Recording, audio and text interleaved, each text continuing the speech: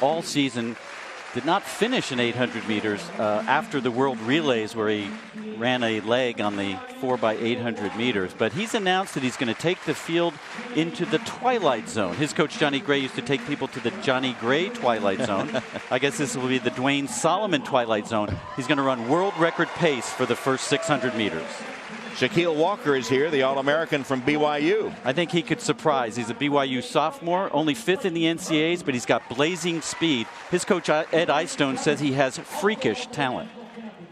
Casimir Loxam was second at the U.S. Championships last year. To me, he looked best in the semis. He's running with real confidence. He trains with Nick Simmons. He feels that makes a real difference in his career. And here are the lane assignments in this 800-meter final. Solomon is in 1. Walker's in 4. Loxam is in 5. And in lane 7 is Nick Simmons, the 5-time U.S. champion. But he's been a real mystery man this year, Tom. No real good races until he came here. But in his 8 appearances in this meet, he's always finished in the top 2. So the 800-meter runners are on their way here in the men's final. And the question is, will Solomon go into that twilight zone or not? You know, in a way, he wins either way. If he says he's going to do it and makes everyone think about it for a couple of days, there's a value to that. And if he does it and pushes everyone to their limit, well, then he tests what he has and what they have. You know, Solomon takes the lead with Loxam in behind him in 2nd. Sawinski is 3rd. And I think this is a case where I don't believe he's ready to run that sort of sustained pace and carry it all the way to the finish line. Nick Simmons said, go ahead, Dwayne, please do that. I'll come from behind at 700 meters and beat you to the finish line. Solomon, Loxam, Sawinski, there's Simmons. 49.76, Tom. He certainly delivered the fast pace that he talked about. Let's see what he does in this third 200. Solomon, Loxam, Sawinski, Martin, and Murphy at the moment, as Simmons is trying to pick it up down the back straightaway. And a big move by Nick Simmons. You see him in the yellow jersey on the left of the screen.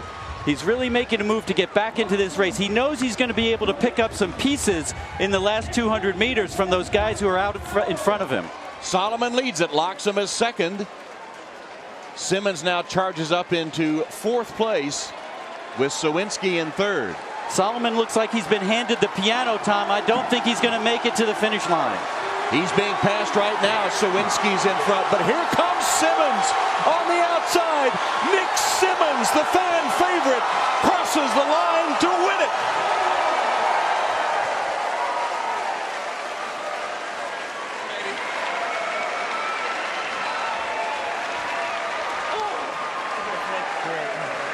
You got to let that one play, Tom, because there's no more popular athlete than Nick Simmons here at Hayward Field. And Dwayne Solomon paid the price for speaking out and telling people what he was going to do and then doing it. He just didn't have it left in the last 200 meters. So take a look at this. Nick Simmons was at the back of the field for the entire race, but he knew that one of these 3 guys ahead of him wouldn't be able to do it down the home stretch. He wasn't sure which one, but you could see Solomon fell completely apart, literally jogging to the finish. And then it was about whether Nick Simmons would do it yet again here at Hayward Field. And what an emotional victory for Nick Simmons. His 6th U.S. championship, and he did it in dramatic fashion with that late kick through the home straightaway, celebrating a couple of meters from the finish. Now let's